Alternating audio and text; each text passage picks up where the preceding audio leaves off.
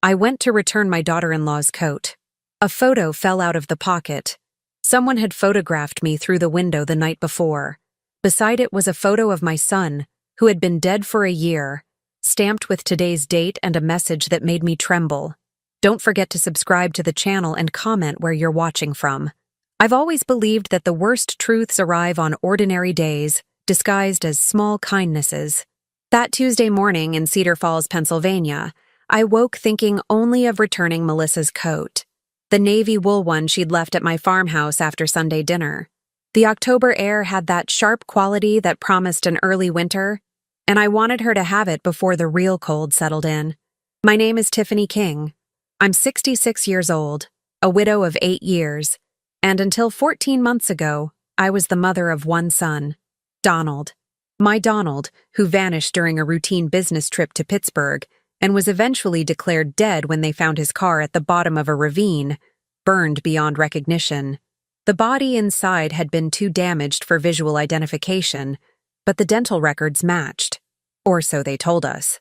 I've learned to live with grief the way you learn to live with a chronic pain. It never leaves, but you develop strategies to function around it. My farmhouse, the one Thomas and I built 40 years ago on 60 acres of rolling Pennsylvania countryside, had become both my sanctuary and my prison. Some days I could barely walk through Donald's old bedroom. Other days I spent hours there, touching his things, pretending he might walk through the door at any moment. Melissa had been devastated too, though she wore her grief differently than I did. My daughter-in-law had always been reserved, contained, like a locked box.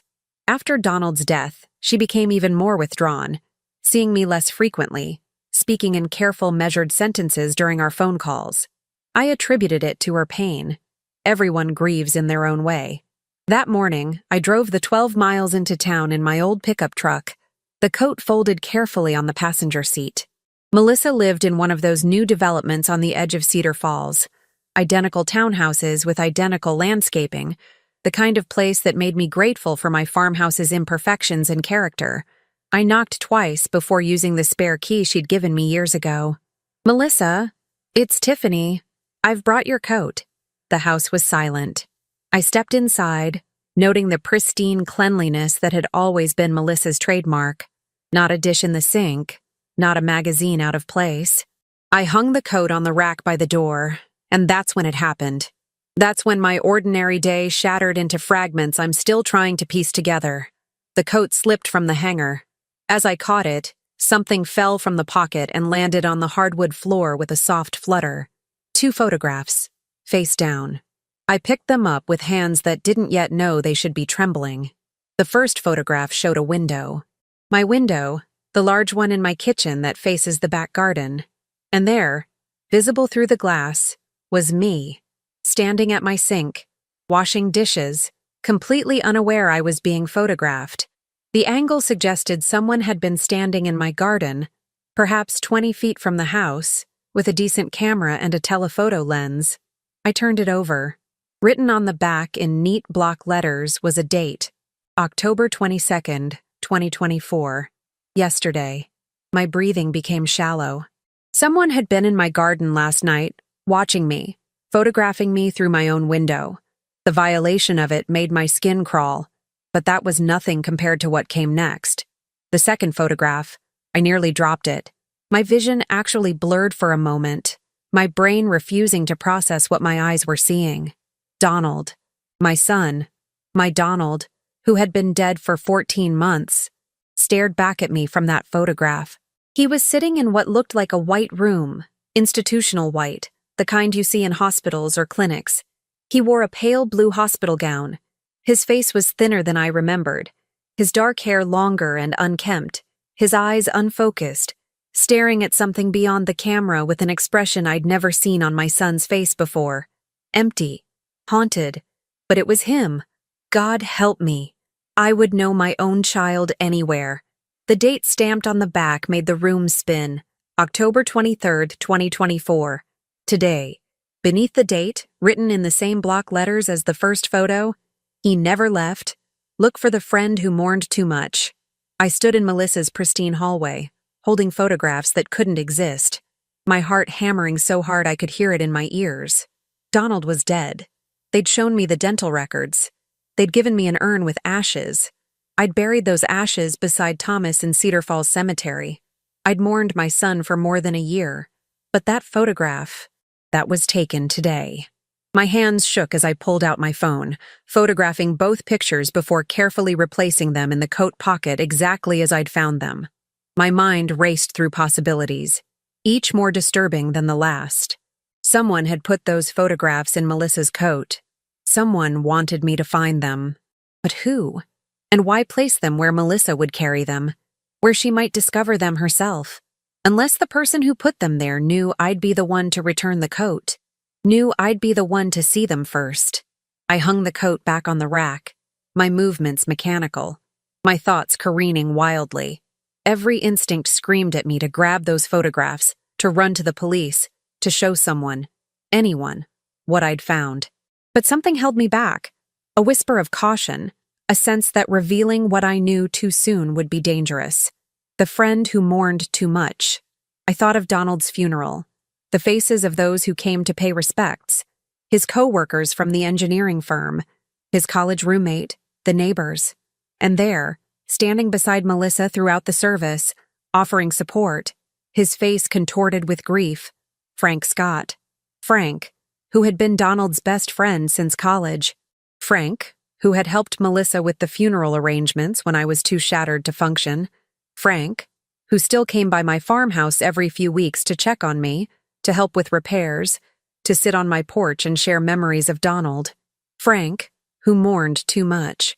I left Melissa's townhouse in a daze, driving home on autopilot while my mind sorted through a year's worth of memories, searching for cracks in the narrative I'd been given. The car accident, the investigation, the closed casket, the death certificate. It had all seemed tragic but straightforward. But if Donald was alive, if that photograph was real and current, then everything I'd been told was a lie. Someone had staged his death. Someone had gone to extraordinary lengths to make us believe he was gone.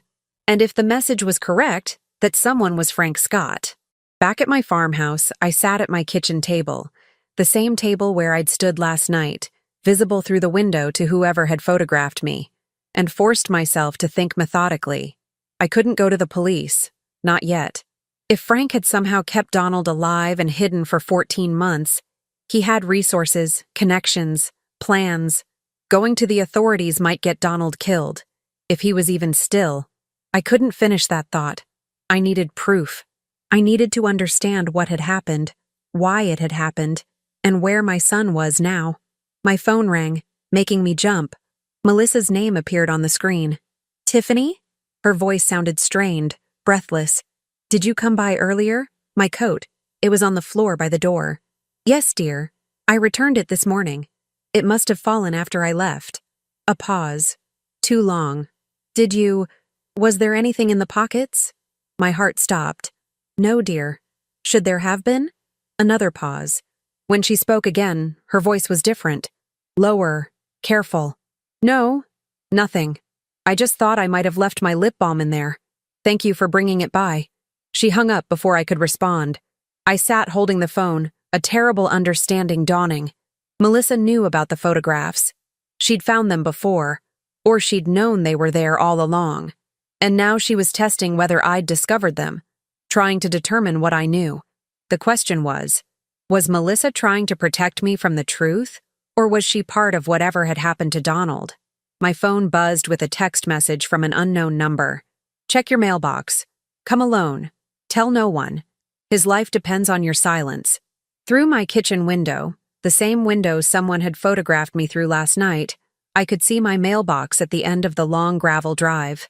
The sun was setting behind the barn, casting long shadows across the property. I grabbed my jacket and walked out into the gathering dusk, each step feeling like I was crossing into a different world.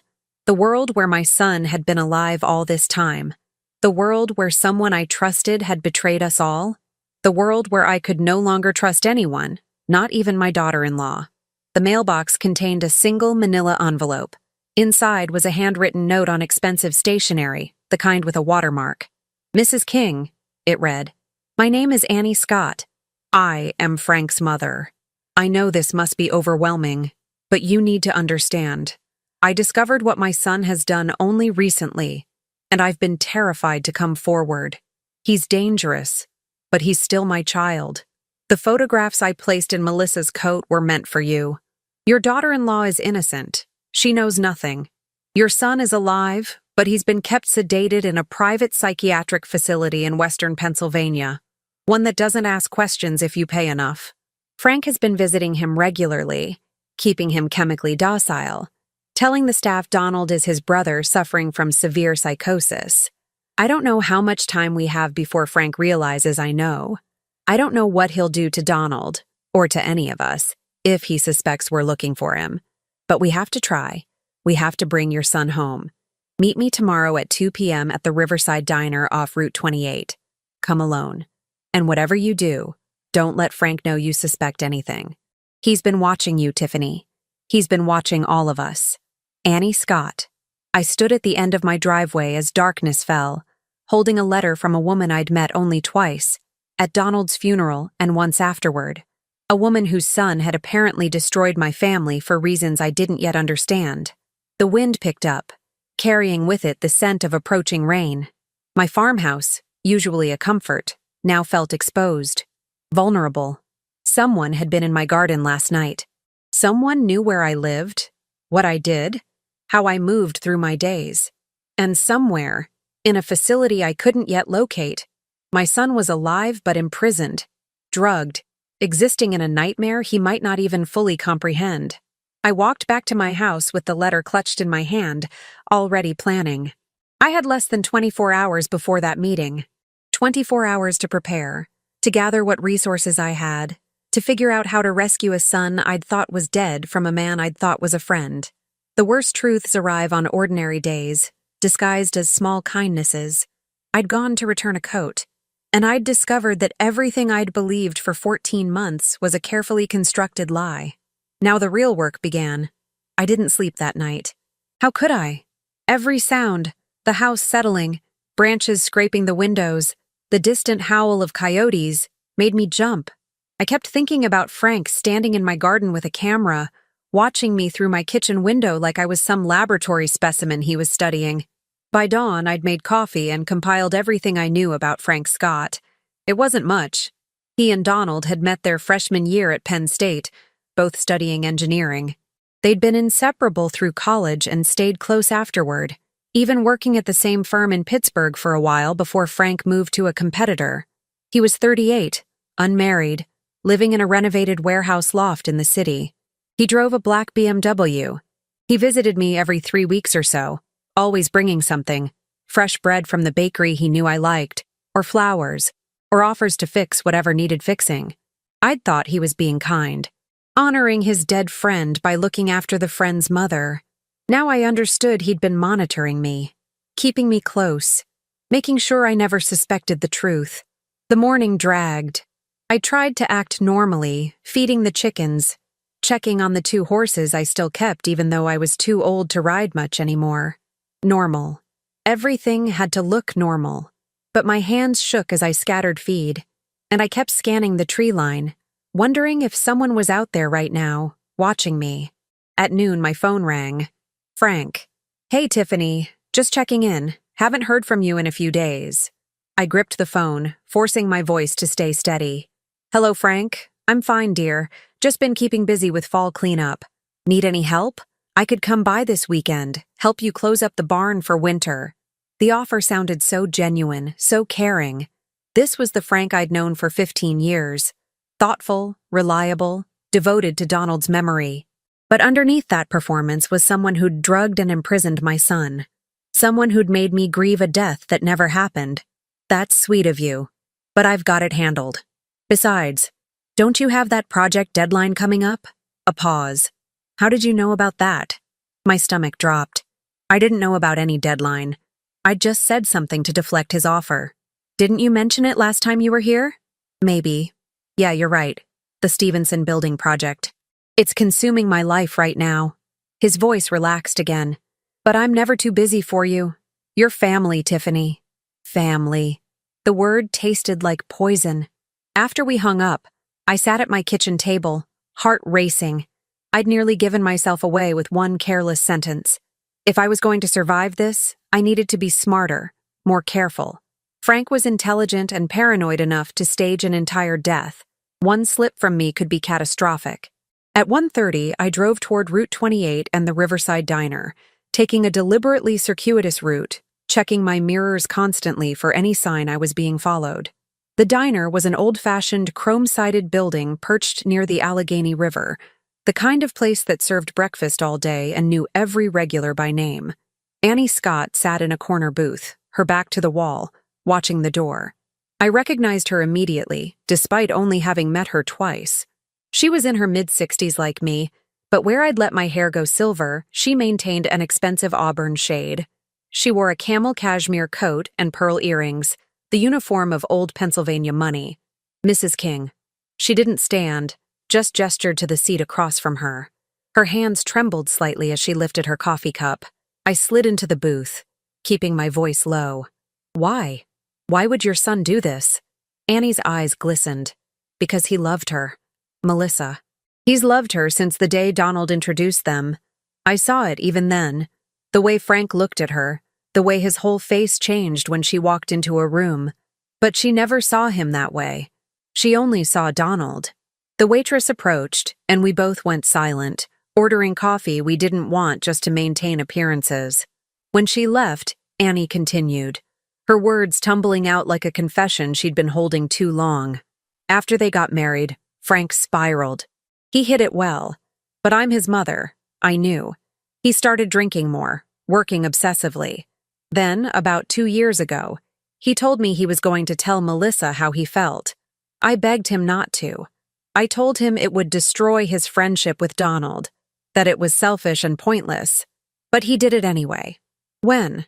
I leaned forward, my coffee forgotten.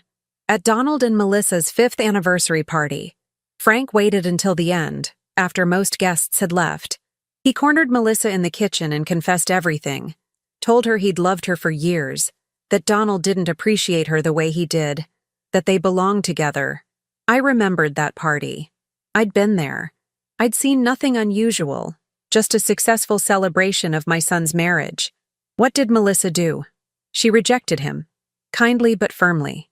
Told him she loved Donald, that she was sorry if Frank had misunderstood their friendship, but there could never be anything between them. Then she asked him to leave. Annie's voice cracked. Frank came to my house that night drunk and raging, said Melissa had humiliated him, said Donald had stolen the only thing he'd ever really wanted. I thought he was just hurt, that he'd get over it. But he didn't. He started planning. The realization made me cold. Annie nodded. 6 months later, Donald disappeared. The car accident, the body, the funeral. I believed it all. I mourned for your son, Tiffany. I swear I did. I thought it was a tragic coincidence. But 3 weeks ago, I went to Frank's loft unannounced. He wasn't home, but I had a key from when I'd cat-sat for him. I was looking for a book I'd lent him, and I found a file cabinet in his study, locked, but the key was taped underneath. Her hands shook harder now. Inside were documents, medical records from Pinewood Sanctuary. That's the facility. Admission papers for a patient named David Blake, and photographs, dozens of them, of Donald. The diner suddenly felt too small, too bright. Why didn't you go to the police immediately? Because, Annie's voice broke, because I'm a coward, and because the documents showed that I'm listed as David Blake's next of kin. Frank forged my signature. If this comes out, I could be charged as an accomplice. My lawyer's son in Philadelphia already told me I'd be facing serious legal consequences, even though I had no knowledge of any of this. I could lose everything. My reputation, my freedom. And Frank is still my son, no matter what he's done. Tears spilled down her carefully made-up cheeks. But I couldn't let it continue. I couldn't let Donald rot in that place. So I took the photographs to that photographer on 5th Street, had them developed, and put them in Melissa's coat when she visited me last week. I knew you'd return it. I knew you'd find them first. You're using me. The accusation came out flat, matter of fact. Yes, Annie didn't flinch. Because you're the only one Frank wouldn't suspect. You're a grieving mother who's been nothing but grateful for his support. You're not wealthy. You're not connected. You're not threatening. If I suddenly started asking questions, Frank would know. If Melissa confronted him, She trailed off. He'd what? Kill her too? Annie's silence was answer enough. I sat back, processing. Where is Pinewood Sanctuary? About 90 miles northwest, near the Ohio border. It's a private psychiatric facility that caters to wealthy families who want their difficult relatives kept comfortable but out of sight. They don't ask many questions if you pay cash and provide the right documentation. She slid a folder across the table. Everything I copied from Frank's files. Admission dates, medication schedules, visitor logs. Frank has been there every Tuesday and Thursday for 14 months, always bringing what the staff thinks are personal items for his brother. God knows what he's really doing during those visits. I opened the folder, scanning pages that detailed my son's captivity with clinical precision. Antipsychotics, sedatives, mood stabilizers, enough medication to keep him docile and confused, unable to advocate for himself or even understand his situation clearly. The staff thinks Donald is mentally ill? I asked. Frank told them David Blake, Donald, is schizophrenic and potentially violent, that he needs to be kept medicated for his own safety and the safety of others. He provided falsified psychiatric records, a fake history of psychotic breaks.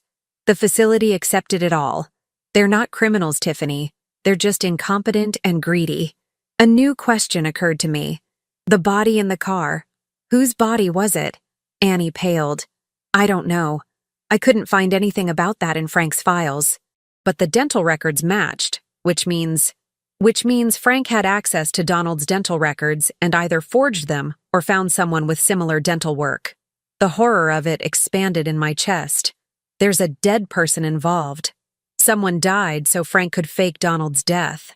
Or someone was already dead, and Frank used the opportunity. Annie pulled her coat tighter despite the diner's warmth. I don't know, and I'm terrified to find out. We sat in silence for a moment, the weight of conspiracy and murder settling between us like a third presence. Why Melissa? I finally asked. If he loved her so much, why make her suffer through Donald's death? Because she rejected him. Annie's voice turned bitter. In Frank's mind, if he couldn't have her, she didn't deserve happiness either. He wanted her to suffer, wanted her to eventually turn to him for comfort. He probably imagined that after a year or two of grief, she'd finally see him as her savior, her second chance at love. She laughed hollowly. My son is delusional and dangerous. Does Melissa know any of this?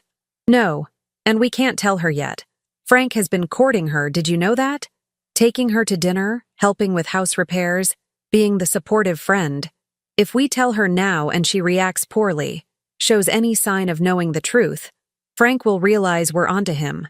He might move Donald, or, she couldn't finish the sentence, or kill him, make the fake death real. I closed the folder, mind racing through possibilities and dangers. What do you expect me to do? Help me get Donald out. I can't do it alone.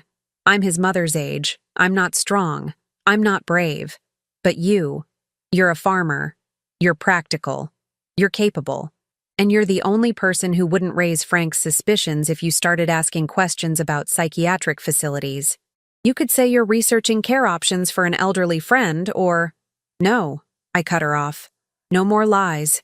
I've had enough lies for a lifetime. I leaned forward, my voice steel. I'll help you get Donald out, but we do this my way. Smart, careful, and when it's done, you're going to face whatever legal consequences come. You don't get to stay clean while my son gets justice. Annie flinched but nodded. Agreed. And Melissa needs to know. She's his wife. She has a right. Not yet. Annie grabbed my wrist, her grip surprisingly strong. Please, Tiffany, just a few more days. Let me confirm that Frank hasn't moved him or changed the arrangements. Let me make sure we have a solid plan before we bring anyone else in. Melissa's grief is real. If she finds out suddenly, she might not be able to hide her reaction. She might confront Frank directly. We need her calm and prepared when we tell her. She was right, much as I hated to admit it. I pulled my hand back. 3 days. That's all you get. Then we tell her. Annie nodded, relief flooding her face. Thank you. She stopped mid-sentence, her eyes fixed on something behind me. The color drained from her face. I turned slowly, my pulse hammering. Through the diner's window, I could see a black BMW pulling into the parking lot. Frank. Did he follow you? Annie hissed. I don't know. I was careful. We can't be seen together. If he knows we've talked. Panic cracked her composure. Go to the bathroom. Stay there until I text you that he's gone. I stood, grabbing the folder, trying to move casually even though every instinct screamed at me to run. The bathroom was at the back of the diner, down a narrow hallway lined with old photos of the river. I locked myself in a stall, heart pounding so hard I thought I might pass out. Through the thin walls, I heard the diner's front door chime. Heard Frank's voice. Mom? What are you doing here? Surprised, but not suspicious. Not yet. I couldn't hear Annie's response, but I heard Frank laugh. Heard him order coffee. Heard them talk about his work, about the weather, about nothing at all while I crouched in a bathroom stall clutching evidence of his crimes. My phone buzzed. A text from an unknown number. Annie must have gotten my number from Frank's phone somehow. He's staying. Suspicious. Leave through kitchen. Staff knows. They'll help. Car around back. Go now. I flushed the toilet for authenticity, washed my hands with shaking fingers, and opened the bathroom door. The hallway seemed endless. Through the doorway to the dining room, I could see the back of Frank's head as he sat with his mother, his hand gesturing as he told some story. The kitchen was chaos, sizzling griddles, shouted orders, steam and heat. A thin man in an apron, maybe the owner, caught my eye and jerked his head toward the back door. Annie must have spoken to him while I was hiding. I slipped out into the cold afternoon air, the folder pressed against my chest. Annie's Mercedes was parked behind the dumpster, keys in the ignition with a note. Take it. I'll get a ride. Ditch it in 2 hours. He'll track it eventually. I slid behind the wheel of a car that probably cost more than my annual income and drove away from the Riverside Diner, checking the mirrors obsessively, wondering if Frank was already suspicious, if Annie could maintain her performance, if we'd just blown our only chance to save Donald. My phone rang as I hit the highway. Melissa. Tiffany, I need to talk to you. Can I come by tonight? It's important. The timing was too perfect, too coincidental. Either Melissa had discovered something, or Frank had sent her to check on me. Of course, dear, I said, my voice steady despite the terror coursing through me. Come for dinner. 6 o'clock. I hung up and gripped the steering wheel tighter, Annie's expensive car humming beneath me as I raced toward home and whatever confrontation awaited. The folder on the passenger seat contained the truth about Donald's captivity, but I still didn't know whose side Melissa was really on. And in 5 hours, I'd have to sit across from my daughter-in-law and pretend I knew nothing, suspected nothing, feared nothing. While somewhere 90 miles away, my son existed in a chemical fog, not knowing that his mother had finally learned he was alive, not knowing that the friend who visited him twice a week was the architect of his living death, not knowing that time was running out for all of us. I ditched Annie's Mercedes in a mall parking lot 40 minutes from home, wiping down the steering wheel and door handles, even though I knew Frank would eventually trace his mother's movements. Then I called a taxi, something I hadn't done in years, and gave the driver my address, watching the roads behind us the entire way. Back at the farmhouse, I had 2 hours before Melissa arrived. 2 hours to hide the folder Annie had given me, to prepare myself for whatever confrontation was coming, to figure out how to read my daughter-in-law's true intentions without revealing my own knowledge. I chose my hiding spot carefully, inside the heating vent in Thomas's old workshop, a building separate from the main house that I rarely entered anymore. The folder fit perfectly behind the grate, invisible unless you knew to look. Then I returned to the house and started preparing dinner with hands that wouldn't stop shaking. Pot roast, Melissa's favorite. The irony wasn't lost on me. I was cooking comfort food while contemplating whether my daughter-in-law was innocent victim or willing accomplice. At exactly 6 o'clock, headlights swept across my kitchen window. I watched Melissa park her sensible Honda Civic and walk toward my door, her movements hesitant, almost nervous. She wore jeans and Donald's old Penn State sweatshirt, the one I knew she slept in sometimes. Her dark hair was pulled back in a messy ponytail, and even from a distance, I could see she'd been crying. "Come in, dear," I said, opening the door before she knocked. "Dinner's almost ready." Melissa stepped inside, and immediately I knew something was wrong. She didn't take off her coat, didn't move beyond the entryway, just stood there with her arms wrapped around herself, looking at me with eyes full of something I couldn't quite read. Fear? Guilt? Desperation? "Tiffany, I need to ask you something, and I need you to tell me the truth." Her voice was barely above a whisper. My heart raced, but I kept my expression neutral. "Of course. What is it? When you returned my coat yesterday, did you look through the pockets?" There it was, the question I'd been dreading. I could lie, play innocent, maintain my cover, or I could take a risk, trust my instincts about this woman who'd been my son's wife for 7 years. I chose the risk. "Yes." Melissa's knees seemed to buckle. She grabbed the doorframe for support, her face crumbling. Oh, God, you know. You've seen them. The photographs." I moved toward her slowly, as if approaching a wounded animal. "Melissa, how long have you known?" 3 days. She was sobbing now, the kind of crying that comes from deep places, from wounds that haven't healed. "I found them in my coat pocket 3 days ago. I thought I was losing my mind. I thought someone was playing a sick joke, or that I'd finally snapped from grief. But that photo of Donald, Tiffany, that's him. That's really him. I know my own husband. Come sit down." I guided her to the kitchen table, poured her tea she didn't ask for. "Tell me everything, from the beginning." Melissa wrapped her hands around the mug, her whole body trembling. "A week ago, I got a phone call. Unknown number. A woman's voice, older, refined. She said, 'Your husband is alive. Someone you trust has been lying to you. Check the coat you wore to Annie Scott's house.' Then she hung up. I thought it was a prank, some cruel person who'd read Donald's obituary and decided to torment me. But I checked the coat anyway, and there they were, those photographs. What did you do?" I panicked. I didn't know what to do, who to trust. If Donald was alive, if someone had faked his death, then that meant— She looked up at me, her eyes hollow. It meant someone killed another person and put them in Donald's car. It meant someone had been lying to us for over a year. It meant I couldn't trust the police, maybe couldn't trust anyone. "So, you called me today." I kept my voice gentle, non-accusatory. I didn't know where else to turn. "You're Donald's mother.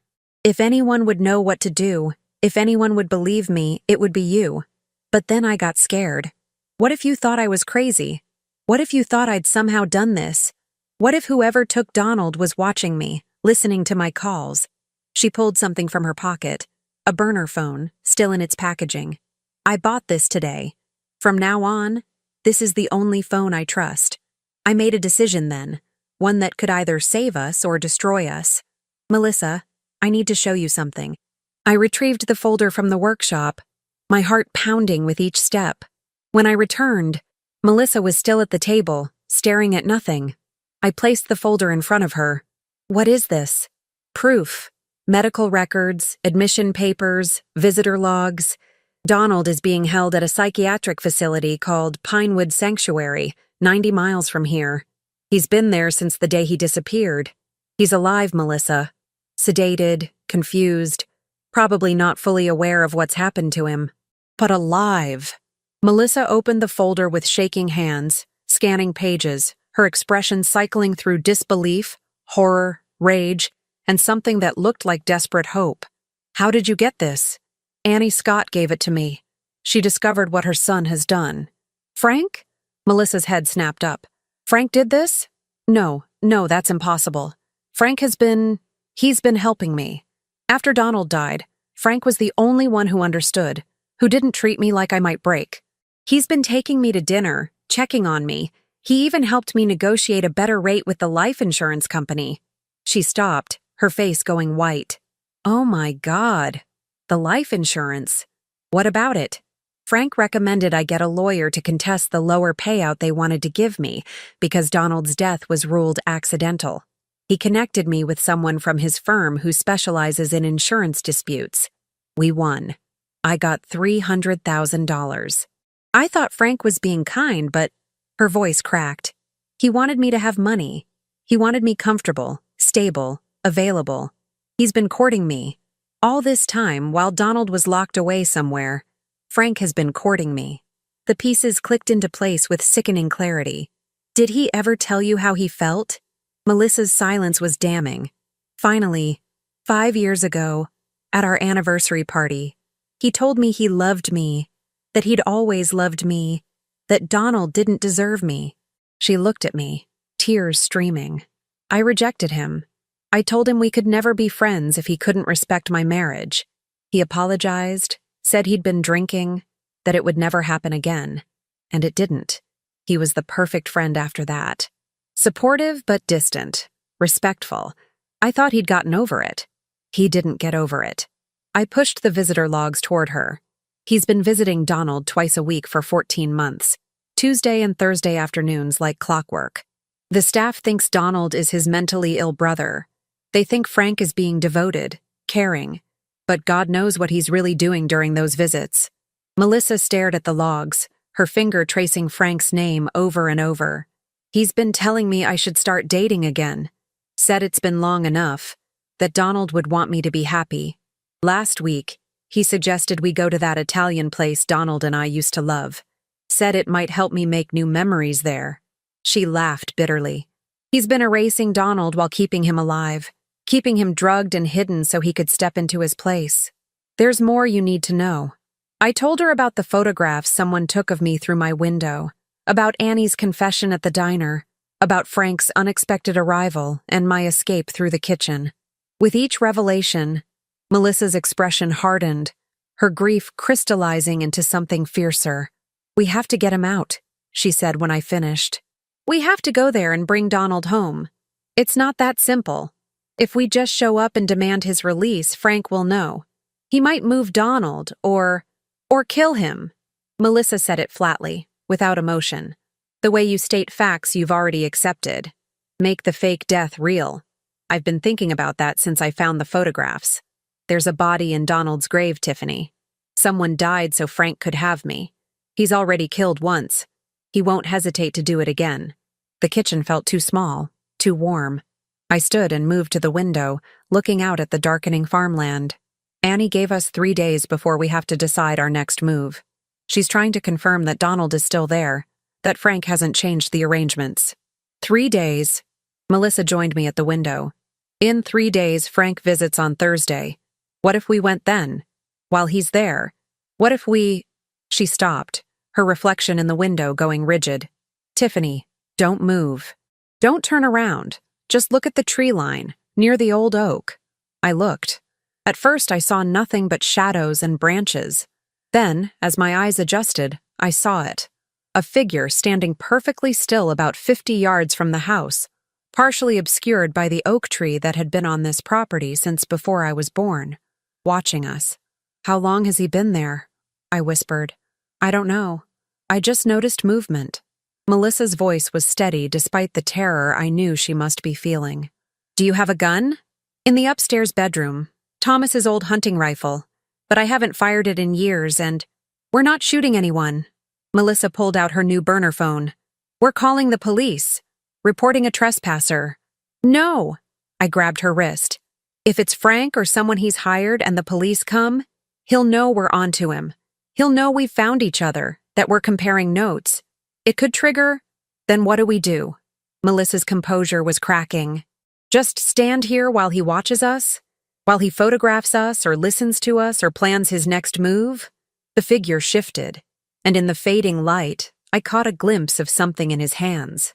A camera with a long lens, pointed directly at my kitchen window, just like the photograph from yesterday. The lights, I said suddenly. We're illuminated. He can see everything we're doing, but he's in shadow. We need to even the field. I flipped off the kitchen lights, plunging us into darkness.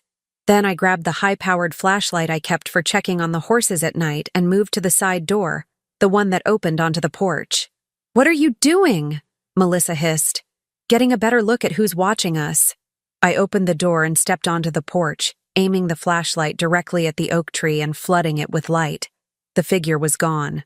But in the spot where he'd been standing, something caught the light and glinted.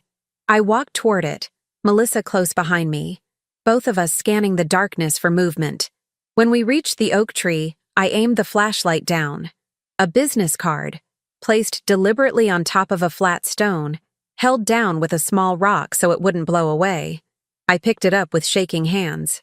Frank Scott, Senior Project Manager, Steelton Engineering. His business card, left like a calling card. A message. I know you were together. I know you're talking. I'm watching. Melissa took the card from my hands, staring at it with an expression I'd never seen on her face before. Something cold and calculating. Good, she said quietly. Good? He's scared. If he wasn't scared, he wouldn't be making his presence known. He'd just watch and gather information. But this, leaving his card, this is intimidation, which means he's worried about what we might do. She looked at me, and I saw Donald in her eyes. The same intelligence and determination my son had always possessed. We need to move faster than we planned. Annie said 3 days. I say we have less than 24 hours before Frank does something drastic. We don't even have a plan yet. We don't know the layout of the facility, the security, how to get Donald out safely. Then we figure it out. Tonight, Melissa pulled out her burner phone. We call Annie. We tell her we're coming tomorrow and we make a plan. Because if Frank is desperate enough to show himself like this, it means we're running out of time. Back in the house, I locked every door and window while Melissa used her burner phone to call Annie. I could hear only one side of the conversation, but it was enough. It's Melissa. Yes, she told me everything. Frank was here, watching the house. No, we're fine. But we need to move now. Tomorrow morning. First thing, I don't care about the risks. He's my husband. While she talked, I went to Thomas's old desk and pulled out maps of western Pennsylvania, trying to locate Pinewood Sanctuary. My hands moved mechanically, but my mind was racing. Frank had been here, on my property, watching us. How long had he been there? Had he seen me return in his mother's car? Did he know about our meeting at the diner? And if he was watching my farmhouse, was he also watching Annie? The burner phone conversation ended. Melissa returned to the kitchen, her face set with determination. Annie will meet us tomorrow at 7 a.m. at the Walmart parking lot on Route 60. She has a key card that gets you into Pinewood Sanctuary. Frank made a copy for her years ago when he was setting up the fake admission, just in case of emergencies. She's bringing all the documentation, including the medication schedules and staff rotations. And then what? We just walk in and take him? Annie says Thursday mornings are the quietest time at the facility. Only a skeleton crew on duty. Frank doesn't visit until afternoon. If we time it right, we can get Donald out before Frank even knows we're there. And if something goes wrong? Melissa met my eyes, and I saw a hardness there that frightened and impressed me in equal measure. Then we make sure Frank goes down for what he's done. All of it. The murder, the kidnapping, the fraud, everything. I'm not leaving that facility without Donald, Tiffany, even if it means burning Frank's whole life to the ground. My phone rang then, my regular phone, the one Frank would have the number for. We both stared at it, watching his name appear on the screen. Don't answer, Melissa whispered, but I picked it up anyway. Sometimes the best defense is offense. Hello, Frank. Tiffany. His voice was tight, strained. I was just driving past your place and saw the lights go out suddenly. Everything okay? Want me to come check on you? He'd been the one watching us then. Not some hired surveillance, but Frank himself, barely 50 yards from my house. Everything's fine, dear. Just turned off the lights to watch the stars. It's a beautiful night. Is someone there with you? I thought I saw another car. Melissa stopped by for dinner. Just the two of us, remembering Donald. I let my voice break slightly, playing the grieving mother he expected me to be. It helps, talking to someone who loved him as much as I did. A long pause. That's good. That's really good. You two should stay close. Support each other. Another pause. Has Melissa seemed okay to you? I worry about her sometimes. She's been acting strange lately. Warning bells screamed in my head. Strange how? Just distant. Distracted. I wondered if she'd told you anything, if something was bothering her. He was fishing, trying to figure out what we knew, what we'd discussed. She seems fine to me. Sad, of course, but managing. Why? No reason. Just checking in. Listen, I'm heading home now, but call me if you need anything. Anything at all. You know I'm always here for you. I know, Frank. Thank you. I hung up and looked at Melissa. He knows something is wrong. He's trying to figure out how much we know. Then we stay apart tonight. I'll go home, act normal. You do the same. We don't communicate except through the burner phone, and only if absolutely necessary. Tomorrow morning, we meet Annie and we end this. After Melissa left, I stood in my empty kitchen, the weight of the coming day pressing down on me.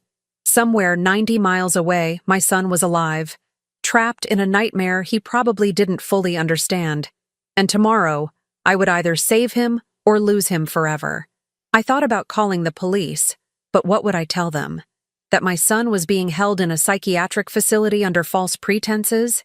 They'd want proof, want to investigate, want to follow proper channels. And during all that time, Frank would have opportunities to move Donald, to silence Annie, to eliminate any evidence of his crimes.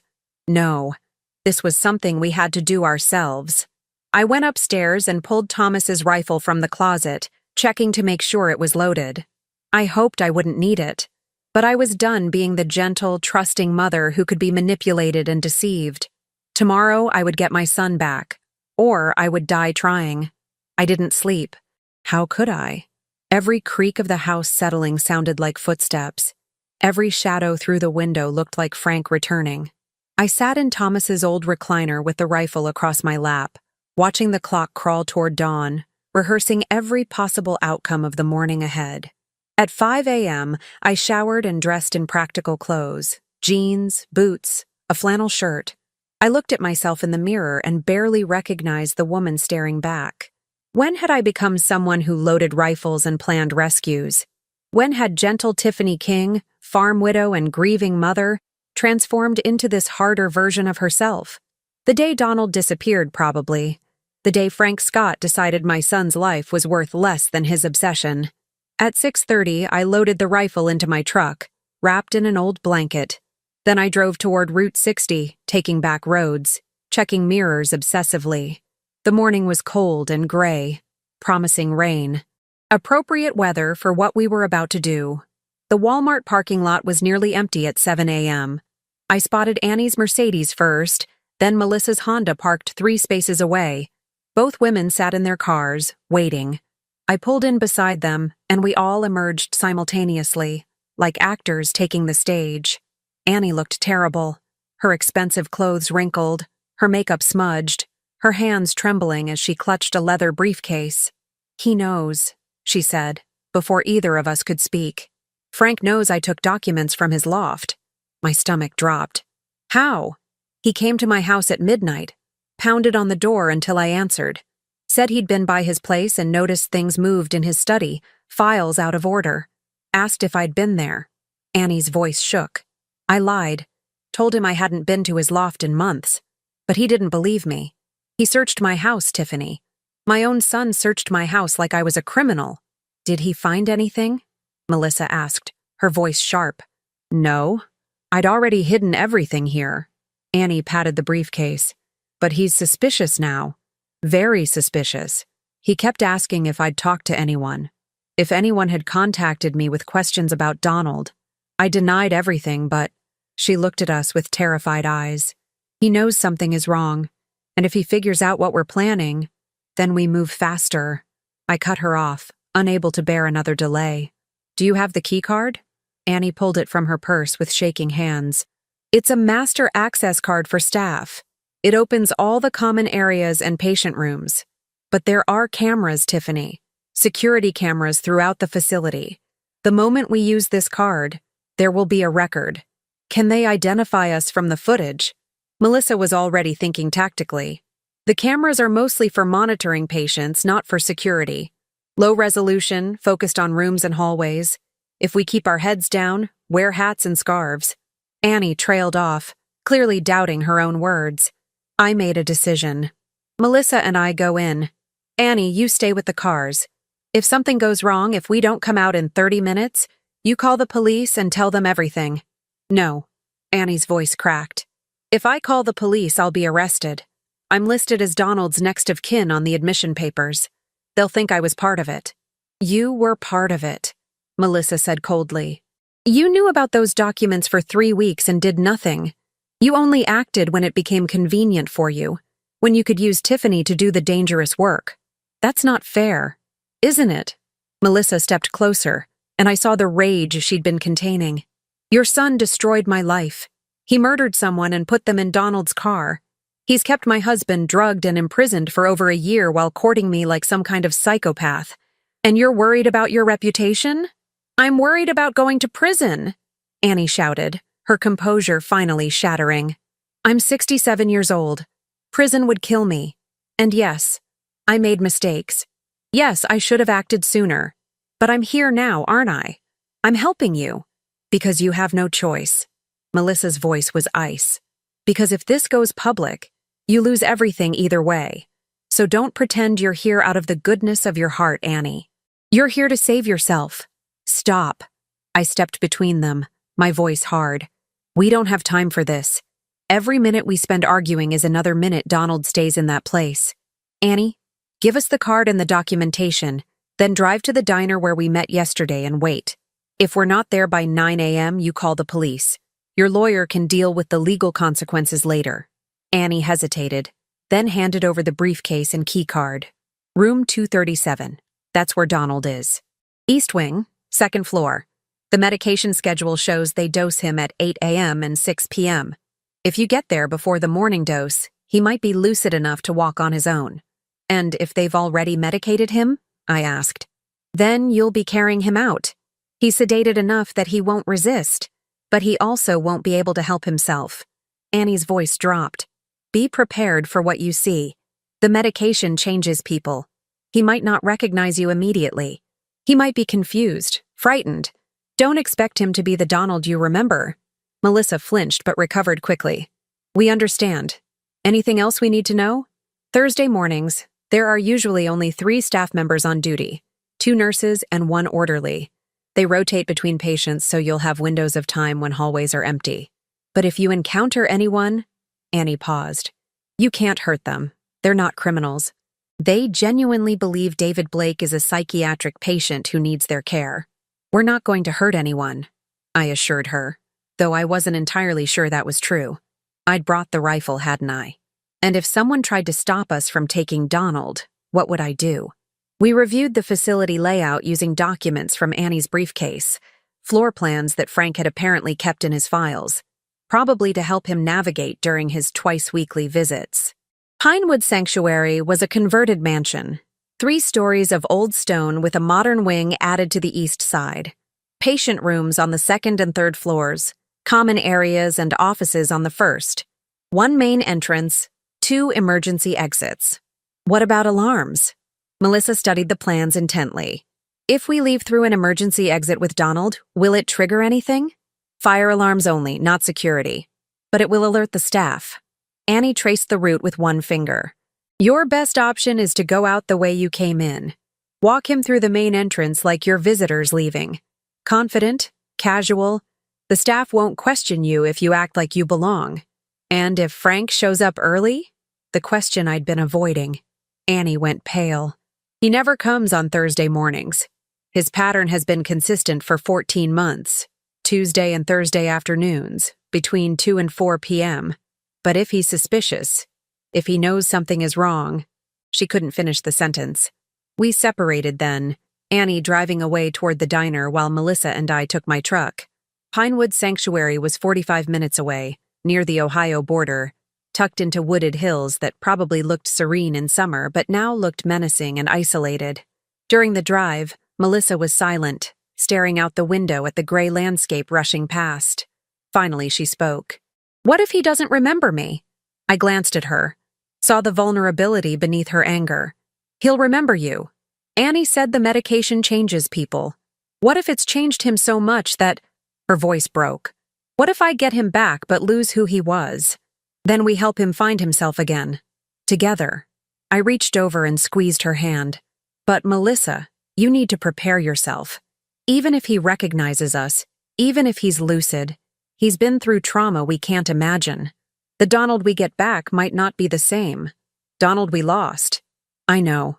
She wiped her eyes roughly. I've thought about nothing else since I found those photographs. I've imagined every scenario. But I don't care if he's different, Tiffany. I don't care if he's damaged or changed or broken. I just want him alive and home. We'll deal with everything else afterward. Pinewood Sanctuary appeared around a curve. A sprawling stone building that had probably been elegant once, now faded and institutional despite the landscaped grounds. The sign at the entrance was discreet. Pinewood Sanctuary, residential psychiatric care. The parking lot held maybe 8 cars, confirming Annie's information about minimal staff on Thursday mornings. I parked near the entrance but not directly in front, leaving space between us and the security cameras Annie had mentioned. We both pulled on baseball caps and wrapped scarves around our necks, obscuring as much of our faces as possible without looking suspicious. "Ready?" I asked, my hand on the door handle. Melissa nodded, her jaw set. "Let's bring him home." We walked toward the entrance with the key card and documents in my purse, trying to look like concerned family members visiting a loved one. The lobby was quiet, wood paneling, comfortable furniture, classical music playing softly. Our reception desk sat unmanned, with a small sign reading, "Please sign in." We ignored it. Using Annie's key card, we accessed the door to the east wing and climbed the stairs to the second floor. The hallway was empty, lined with numbered doors, institutional carpeting muffling our footsteps. Room 237 was at the far end. My heart hammered so hard I thought I might vomit. This was it. After 14 months of grief, of believing my son was dead, of mourning at an empty grave, I was about to see Donald alive. Melissa reached the door first. Her hand trembled as she touched the handle. "Wait," I whispered. "Let me go first. If he's confused, if he doesn't recognize you immediately, it might be easier coming from me." She hesitated, then nodded, stepping aside. I slid the keycard through the reader. The lock clicked open. The room was small, painted institutional white, with a single bed, a chair, and a window with bars. And there, sitting on the bed in a pale blue hospital gown, staring at nothing, Donald, my son, alive. He looked wrong, too thin, his cheekbones sharp, his dark hair long and unwashed. His eyes had a glazed quality, unfocused and distant. But it was him. God, it was him. "Donald?" My voice came out as barely a whisper. He didn't respond. Didn't even seem to hear me. I moved closer, Melissa right behind me. "Donald, it's Mom. It's Tiffany. Can you hear me?" His eyes slowly tracked toward my voice, but there was no recognition in them. No spark of understanding. He looked at me the way you'd look at a stranger. "Donald, baby, it's me." I knelt in front of him, taking his hands. They were cold, limp in mine. "We're here to take you home." "Home," he repeated, but the word sounded hollow, meaningless. Melissa pushed past me, falling to her knees beside him. "Donald, it's Melissa, your wife. Remember me? Please, please remember me." For a long moment, nothing. Then something flickered in his eyes. Confusion, maybe, or the ghost of recognition trying to surface through the medication fog. "Melissa?" The word was slurred, uncertain. "Yes." She grabbed his face, tears streaming. "Yes, it's me. It's Melissa. We're going to get you out of here. We're going to—" The door opened behind us. We spun around, and my blood turned to ice. Frank Scott stood in the doorway. He wasn't supposed to be here. It was Thursday morning. He never came Thursday mornings. But there he was, blocking our only exit, his expression cycling from shock to understanding, to something darker. "Mom?" Donald's voice clearer now, confused. "What's happening? Why is Frank—" "You couldn't leave well enough alone," Frank said quietly, and I heard genuine regret in his voice. "I really didn't want it to come to this, Tiffany. I've always liked you. But you're forcing my hand." He pulled something from his jacket pocket. For one horrible moment I thought it was a gun, but it was worse. A syringe. "Step away from him," Frank said, his voice still eerily calm. "Both of you. Now." "No." Melissa positioned herself between Frank and Donald. "You're not touching him again. You're not—" "I'll scream," I said, finding my voice. "I'll scream and bring every staff member in this building running. And I'll tell them you're delusional family members trying to kidnap a psychiatric patient against medical advice. Who do you think they'll believe? The devoted brother who's been paying for his care for over a year? Or two hysterical women with no legal standing?" Frank took a step closer. "This doesn't have to be violent. This syringe contains enough sedative to put him out for 12 hours. I give him the injection, you two leave quietly, and we all forget this happened. Donald goes back to his peaceful existence here, medicated and safe. You go home and mourn like you've been doing. Everyone gets what they need. Except Donald," Melissa spat. "He gets to stay your prisoner. He gets to stay alive," Frank corrected. "Which is more than I can say if you keep pushing this. Do you understand what's at stake? If this comes out, if people learn what I've done, I can't let Donald testify against me. I can't let him become evidence." His voice hardened. "So you have a choice. Walk away now, or force me to make this permanent, because I will not go to prison. Not for him. Not for anyone." The threat was clear. If we didn't back down, Frank would kill Donald and dispose of the evidence, and probably kill us too. Behind me, I heard Donald's breathing quicken. The medication fog was lifting slightly, awareness returning. He was starting to understand where he was, what was happening. "Frank?" Donald's voice was weak, but growing stronger. "What did you do? Where am I? How long have I—" "Shh." Frank's expression softened when he looked at Donald. "It's okay, buddy. Everything's going to be okay. Just like always. I take care of you, remember? I'm the only one who really cares." "You're insane," Melissa breathed. "No, I'm committed." Frank pulled his phone from his pocket with his free hand. "Last chance. Leave now, or I make a call to some very dangerous people who owe me favors. People who make problems disappear. Permanently." I looked at Melissa. She looked at me. We both looked at Donald, sitting on the bed, trying to piece together a reality that had been chemically stolen from him for 14 months. We'd come so close. We'd found him. He was right here. But Frank was right too. We had no legal standing, no authority, no plan for what came next. And he had the advantage of time, money, and willingness to kill. My hand moved toward my purse, toward the rifle I'd left in the truck, but wished desperately I'd brought inside. Frank saw the movement and smiled without humor. "Don't even think about it, Tiffany. I know you better than you think. I know you're not a killer. You're a gentle woman who wants her son back. But violence isn't the answer here. Trust me." "Trust you?" The laugh that came out of me was bitter and broken. "You want us to trust you?" "No. I want you to be smart. Donald stays here, sedated and safe, while I figure out a more permanent solution. You go home and stay quiet. If you do that, nobody gets hurt." He raised the syringe. "If you don't, well, it's amazing how many psychiatric patients die from complications. Heart failure. Seizures.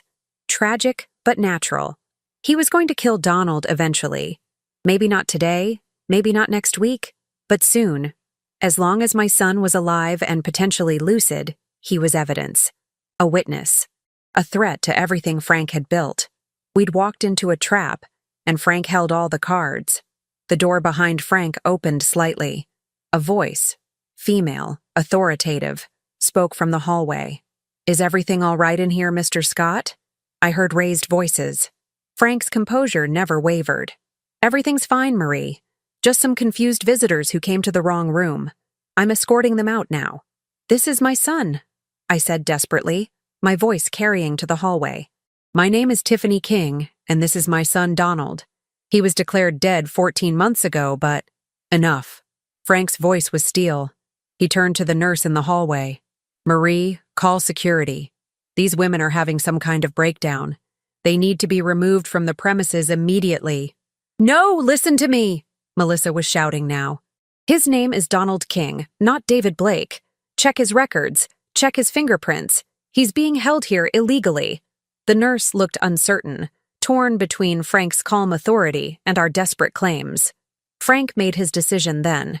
In one smooth movement, he crossed to Donald and pressed the syringe to his neck. "Stop!" I lunged forward, but Frank was faster, stronger. The needle pierced Donald's skin. "No!" Melissa screamed. But it was too late. Donald's eyes went wide with understanding, just a moment of perfect clarity before the drug took hold. He looked at me, really looked at me for the first time since I'd entered the room. "Mom," he whispered, "help me." Then his eyes rolled back and he collapsed onto the bed. Frank withdrew the syringe, his face expressionless. "Security will be here in 30 seconds. I suggest you leave now, or you'll be answering very uncomfortable questions about attempted kidnapping of a psychiatric patient." Melissa launched herself at Frank, but I caught her, held her back even as she fought me. "We have to go," I hissed in her ear. "Now! We can't help him from jail." "I'm not leaving him." She struggled against my grip, reaching for Donald's unconscious form. "We don't have a choice." I pulled her toward the door, my heart breaking with every step. "We'll come back. We'll find another way. But not like this." Frank watched us with something like pity. "There is no other way, Tiffany. Accept that. Mourn your son again and move on with your life. It's the kindest option for everyone." We fled down the hallway, past the confused nurse, down the stairs and out into the cold morning air. Behind us, I heard shouting, heard security being called, heard the facility waking up to the disturbance we'd caused. Melissa collapsed against my truck, sobbing so hard she couldn't breathe. I looked back at Pinewood Sanctuary, at the second-floor window that I knew was room 237. Donald was in there, alive but imprisoned, conscious but chemically silenced, and we'd failed to save him. Worse, Frank now knew we were onto him, which meant he'd be moving Donald, or ending him, or both. We'd had one chance, and we'd blown it. As I started the truck and drove away, my phone buzzed with a text from an unknown number. "Don't come back. Don't contact my mother. Don't go to the police. If you do, Donald King will die, and his blood will be on your hands. Walk away while you still can. M." Beside me, Melissa stared at her phone screen, at what I assumed was an identical message. "We're not walking away," she said quietly. Her tears stopped now, her voice cold and controlled. "Are we?" I thought about Donald's eyes, that one moment of recognition, of desperate hope before the drug took him. "No," I said. "We're not walking away." But I had no idea how we'd save him now. Part 5. The Climax. We drove in silence to the diner where Annie was supposed to be waiting. She wasn't there. Her Mercedes sat empty in the parking lot, and when we called her burner phone, it went straight to voicemail. "He has her," Melissa said flatly. "Frank has his mother. We don't know that. Maybe she panicked and went home, or Frank figured out she was the one who gave us the information, and now he's making sure she can't help us anymore." Melissa's voice was eerily calm, the kind of calm that comes after you've cried all your tears and have nothing left but cold calculation. "We need to think, Tiffany. We need to be smarter than him." We sat in my truck in that parking lot for 20 minutes, trying to figure out our next move. Going to the police seemed impossible now. We'd just attempted what could be construed as kidnapping a psychiatric patient. Frank would spin the narrative to make us look like delusional, dangerous women. And while the truth might eventually come out, Donald could be dead long before any investigation was complete. "We need leverage," I said finally. "Something that makes Frank more afraid of us than we are of him." "Like what?" "We have no proof except Annie's documents, and those could be explained away as forgeries. We have no witnesses except each other.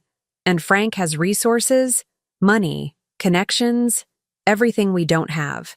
I thought about Frank's business card, left deliberately on the stone by my oak tree, about the photographs someone, Annie, had taken through my window, about the elaborate scheme Frank had constructed over months, maybe years. "He's been planning this for a long time," I said slowly. "Which means he's left traces, digital footprints, financial records, communications. Nobody stages a death without leaving evidence somewhere. How do we find it?" "We go to his loft." The idea crystallized as I spoke it. Annie said she found the documents there. There must be more. Emails, files, evidence of how he paid for Pinewood Sanctuary, how he falsified the dental records, how he found that body to put in Donald's car. If we can find enough evidence, That's breaking and entering. That's illegal. So is kidnapping, murder, and false imprisonment. I turned to face her. We're past legal now, Melissa. We're in survival mode. Either we find something to use against Frank, or he kills Donald to eliminate the evidence. Those are our only options. She was quiet for a long moment, staring out at the gray morning. Then, okay, when? Tonight. Frank will be watching us, expecting us to either run to the police or hide. He won't expect us to go on the offensive. I pulled out my phone. But first, we need to know if Annie is okay. I called Annie's home number. It rang 6 times before someone picked up. Hello? Annie's voice, but strange, strained. Annie, it's Tiffany. Are you all right? We've been worried. I'm fine. She cut me off quickly. Just a migraine. I came home to rest. I'm sorry I wasn't at the diner. I should have called. There was something wrong with her voice. The cadence was off, like she was reading from a script. Annie, are you alone? A pause. Yes, of course. Why wouldn't I be? If you're not alone, if someone is there with you, just say, I need to take my medication. Another pause, longer this time. Then, I need to take my medication. I really should go. The line went dead. Melissa had heard enough of the conversation to understand. He's there. Frank is at his mother's house, which means his loft is empty. I started the engine. We're going to Pittsburgh, now. The drive took 90 minutes. We used the time to plan, to think through every angle. Frank's loft was in a converted warehouse in the Strip District. Trendy, expensive, the kind of place with security cameras and key fob entry systems. Getting inside wouldn't be easy. Annie had a key, Melissa remembered, when she cat-sat for him. Maybe she still has it, but we couldn't go back for it without alerting Frank. We'd have to find another way in. We parked 2 blocks from Frank's building and did reconnaissance on foot. The building had 12 units, each occupying a full floor. Frank's loft was on the 8th floor. The main entrance had a doorman during business hours, but I checked my watch, 11:30 on a Thursday morning. The desk was unmanned. Loading dock, Melissa said, pointing to the back of the building. Residents probably use it for furniture deliveries, moving days. There might be service access. We circled around. The loading dock was open, and a door marked Service Entrance stood propped with a brick, probably by some contractor working in the building. We slipped inside without hesitation. The service stairwell was concrete and utilitarian, nothing like the elegant main lobby.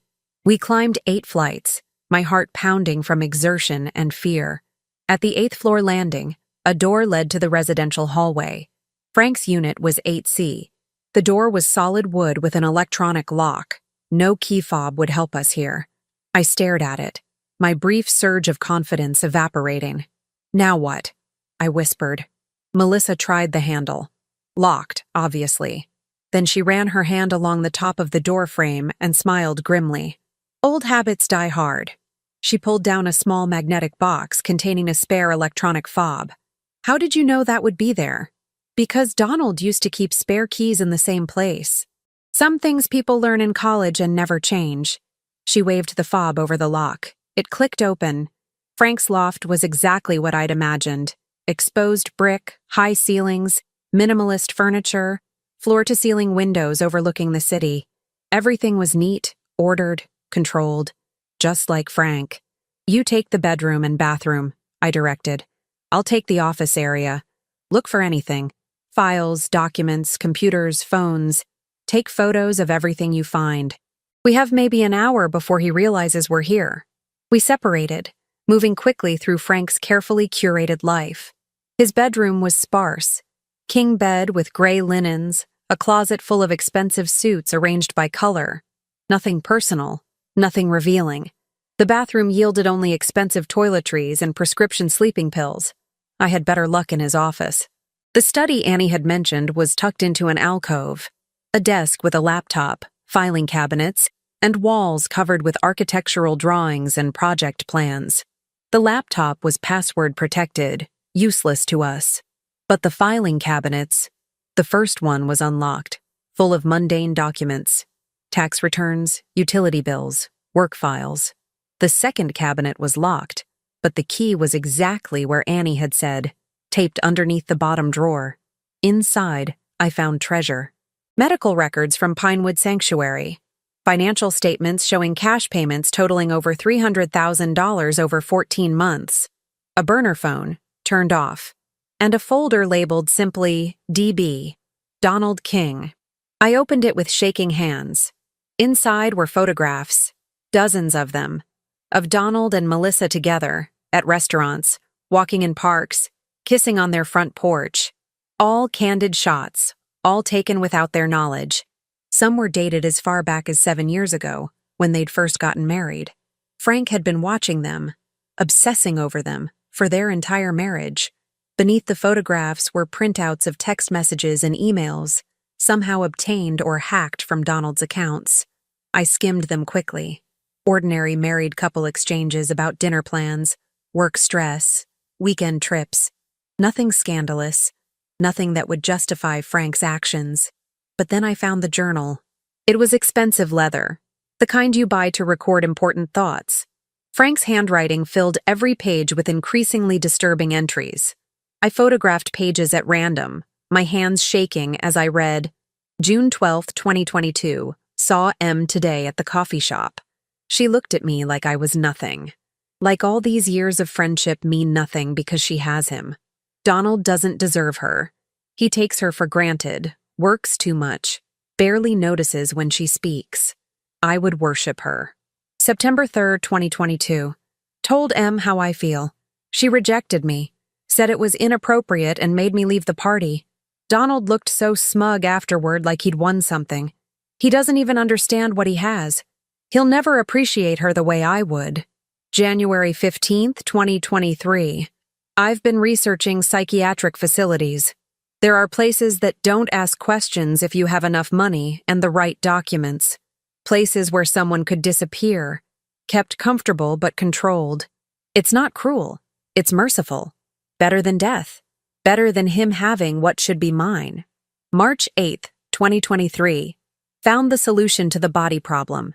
James Crawford, homeless man, died of overdose in an alley behind the Strip District. Similar build to Donald, similar age. Dental records will be easy to forge. I have contacts in the medical field through work. Nobody will question it. Nobody will look too closely at a tragic accident. I felt bile rise in my throat. Frank had found a dead homeless man and planned to use his body to fake Donald's death. The casual way he wrote about it, like it was just another engineering problem to solve, made my skin crawl. There were more entries, detailing how Frank had drugged Donald at a business meeting in Pittsburgh, how he'd staged the car accident with the homeless man's body inside, how he'd forged the dental records through a corrupt dental assistant he'd bribed. Every detail of the conspiracy written in Frank's own hand. "Tiffany!" Melissa's urgent whisper from the other room. "Someone's coming!" I grabbed the journal, stuffing it in my jacket along with the medical records and financial statements. We ran for the door, but through the peephole I could see the elevator indicator lighting up. Someone was coming to the 8th floor. "The fire stairs," Melissa hissed. "The other end of the hall." We ran, trying to be quiet but desperate. Behind us, I heard the elevator ding, heard doors opening. We made it to the stairwell and plunged downward, taking stairs 2 at a time. 8 floors of controlled falling, until we burst out into the loading dock and didn't stop running until we were 3 blocks away, hidden in my truck, both of us gasping for breath. "Did you get anything?" Melissa asked when she could speak. I pulled out the journal, my hands still shaking. Everything. He documented everything. His obsession, his planning, how he faked the accident, where he got the body. It's all here. Melissa grabbed the journal, flipping through pages, her expression cycling from horror to rage to something like savage satisfaction. "This is it. This is what we need. We can go to the police now, show them this, make them investigate." "No." The word came out more forcefully than I intended. "Not yet." "Why not? This is evidence of kidnapping, fraud, probably murder. Because Frank still has Donald. Because the moment police get involved, the moment Frank thinks he's caught, what do you think he'll do?" I held her gaze. "He'll eliminate the evidence. He'll kill Donald and make it look like suicide or an accident. or whatever he needs to do. And then it's our word against his. Evidence or no evidence. Melissa's face crumbled as she understood. So what do? We use this to make Frank give us Donald. I took the journal back, an idea forming. We arrange a meeting. We tell him we have evidence that will destroy him unless he releases Donald to us. We make a trade. He'll never agree to that. He'll call our bluff. It's not a bluff. We show him just enough to prove we have the journal, the records, everything. We make him understand that his only option is to cooperate, or we release it all, to the police, to the media, to his employers, to everyone. I was thinking out loud now, the plan taking shape. But we don't do it alone. We need witnesses. We need people who can verify what happens, who can help us if it goes wrong. Who? Annie is compromised. We don't have anyone else we can trust. I thought about my farm, about the people who'd lived in Cedar Falls their whole lives, about my neighbor Tom, who'd been Thomas's best friend and had helped me countless times since Thomas died, about Marie Brown, who ran the general store and knew everyone's business, about Father Michael at St. Catherine's, who'd presided over both Thomas's and Donald's funerals. We have a community, I said. People who've known me for 40 years. People who'll believe me over some city engineer they've never met. We bring them in. We tell them everything. And we make Frank face all of us together. Melissa stared at me. You want to confront him in Cedar Falls? In front of your neighbors? No. I want to confront him at my farmhouse, tomorrow night. We invite him for dinner. Tell him we want to talk. Want to hear his side of things. We act defeated, like we're ready to accept his version of reality. And when he shows up, we have witnesses hidden throughout the property, people who'll hear every word, who'll document everything, who'll call the police the moment we have what we need. That's insane. Melissa paused, thinking it through. That might actually work. It has to work. Because we're out of options. I started the truck. We have 24 hours to set this up. Let's go home and start making calls.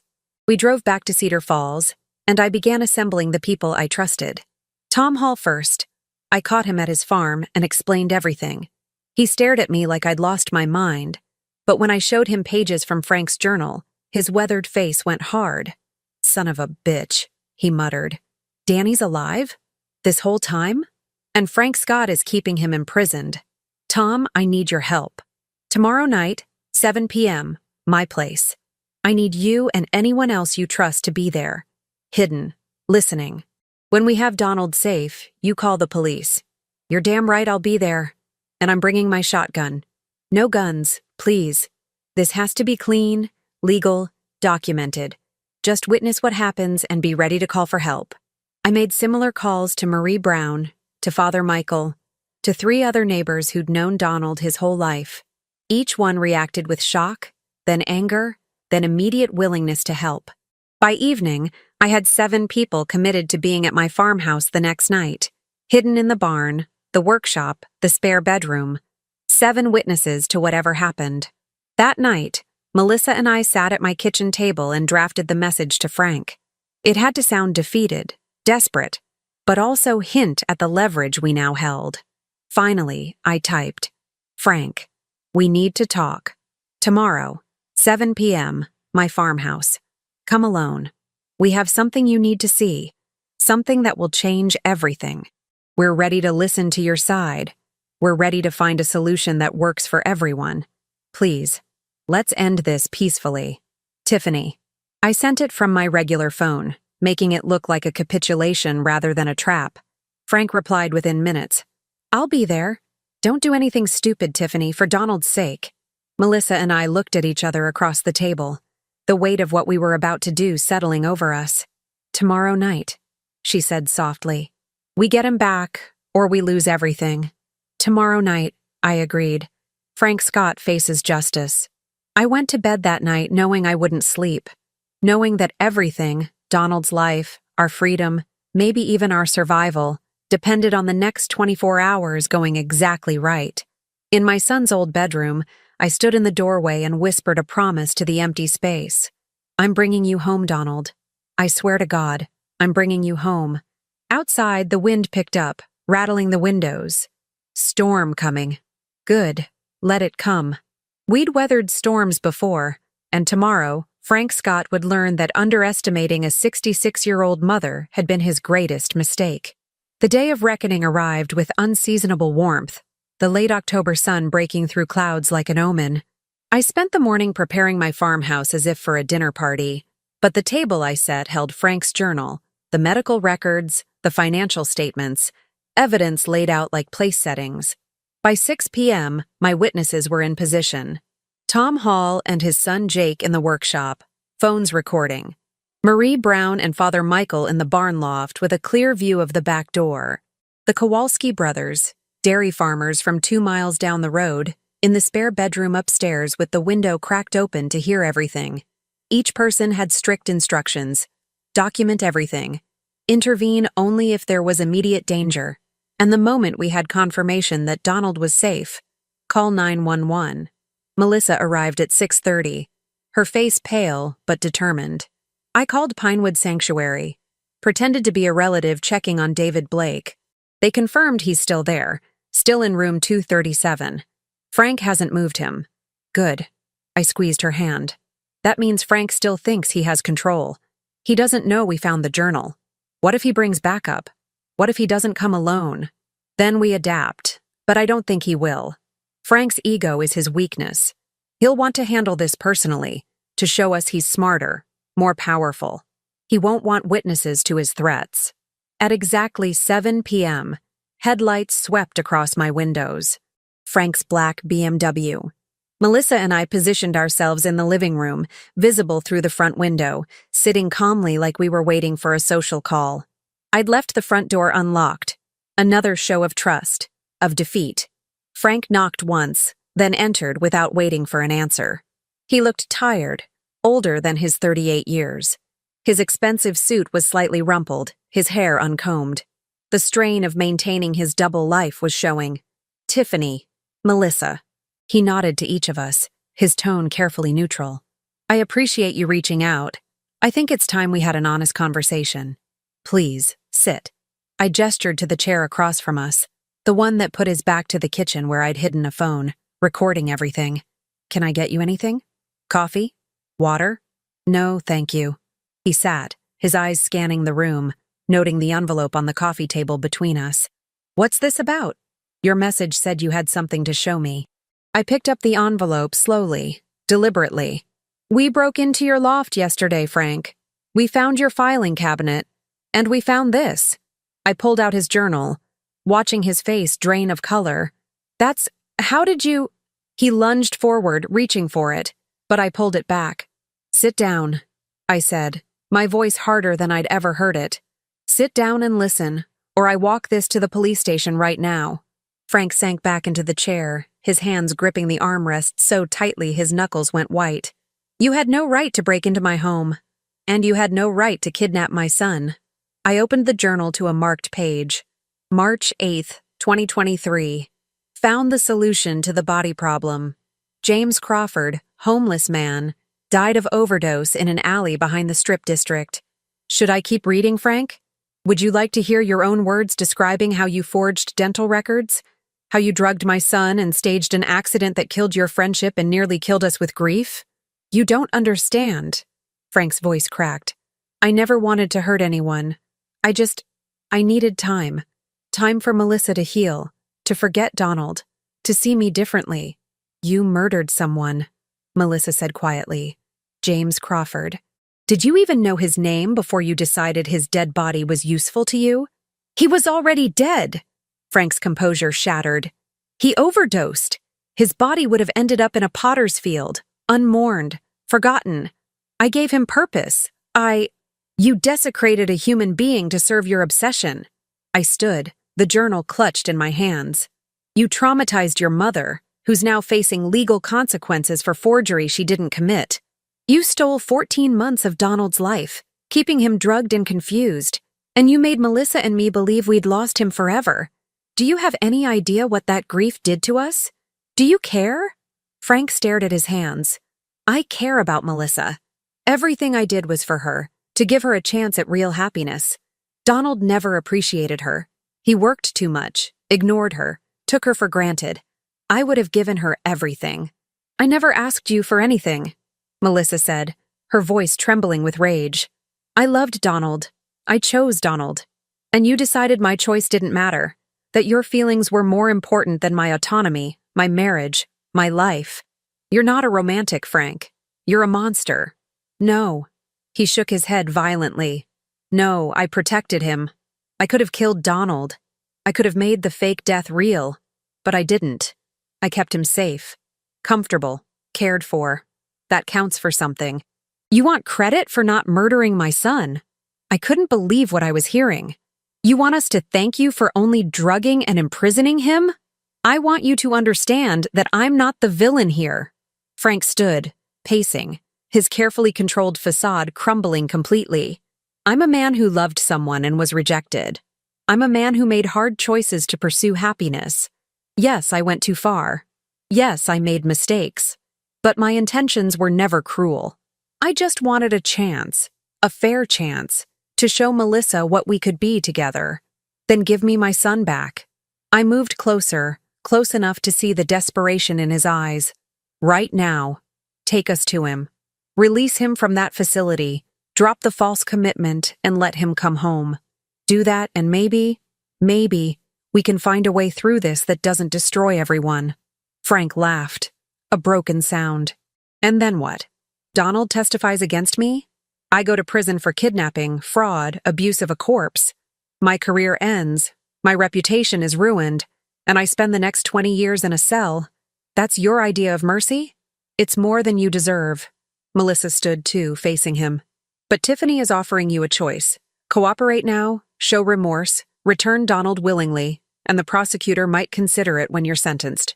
Or refuse, and we take this journal to the police along with every piece of evidence we've gathered, and you face maximum penalties for everything.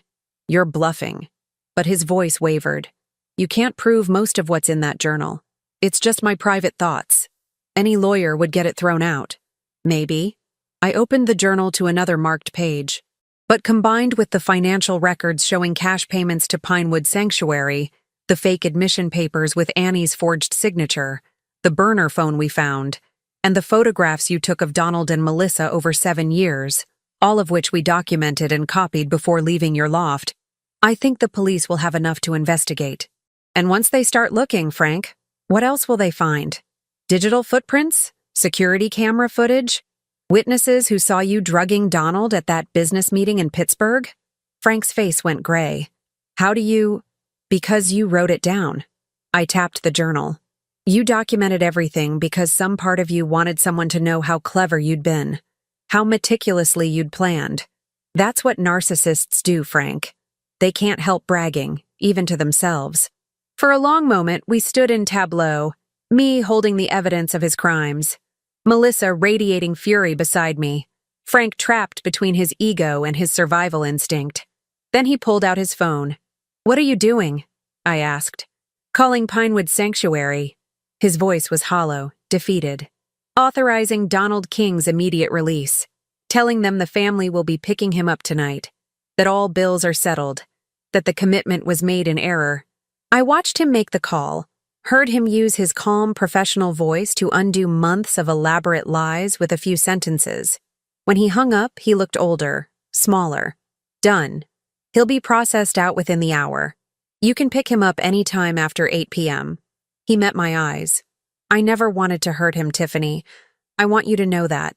Everything I did, the medication, the facility, I chose the most humane options. I could have been cruel. I wasn't. You were cruel, I corrected quietly. You just convinced yourself otherwise. That's what makes you dangerous, Frank. Not that you're evil, but that you're blind to the evil you've done. What happens now? He looked between us. Do I leave? Do you call the police? You wait. I sat back down, still holding the journal.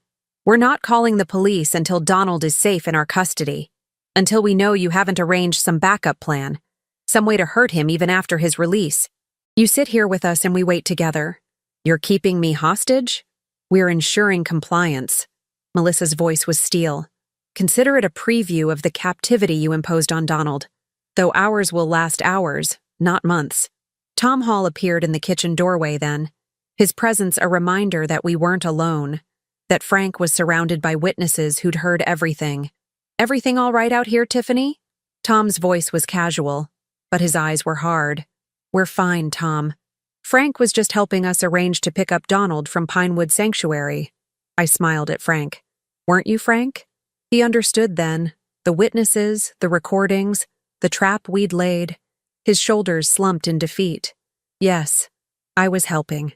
The next hour passed in tense silence. Father Michael came down from the barn, sitting with us in silent witness. Marie Brown made coffee nobody drank. The Kowalski brothers stayed upstairs, but I heard their movements, a reminder that we outnumbered Frank, that his power over us was broken. At 8:15, Melissa's phone rang. Pinewood Sanctuary, confirming that Mr. Donald King had been processed out and was ready for pickup.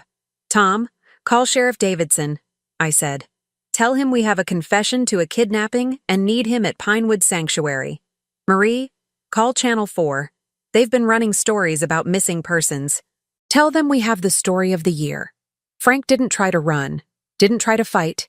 He just sat there as we made our calls, as the net closed around him, as the consequences of 14 months of deception finally arrived.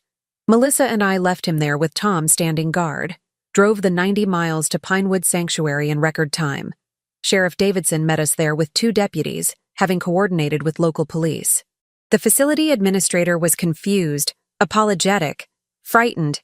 They genuinely believed David Blake was a psychiatric patient with a devoted brother. They'd accepted forged documents without proper verification because Frank paid cash and seemed credible. And then they brought Donald out. He walked slowly, supported by a nurse, his movements uncertain. He'd been off the heavy sedatives for several hours, but the drugs still clouded his eyes. He wore his own clothes now, jeans and a shirt the facility had kept in storage, waiting for the day he might need them. "Mom?" His voice was rough from disuse, uncertain. "Is this real? Are you real?" I couldn't speak, couldn't move. 14 months of grief, of mourning, of believing I'd never hear that word again. "Mom," in my son's voice. Melissa reached him first, throwing her arms around him, sobbing into his chest. "You're real. God, Donald, you're real. You're alive. You're here." He held her awkwardly at first, then tighter as recognition fully returned.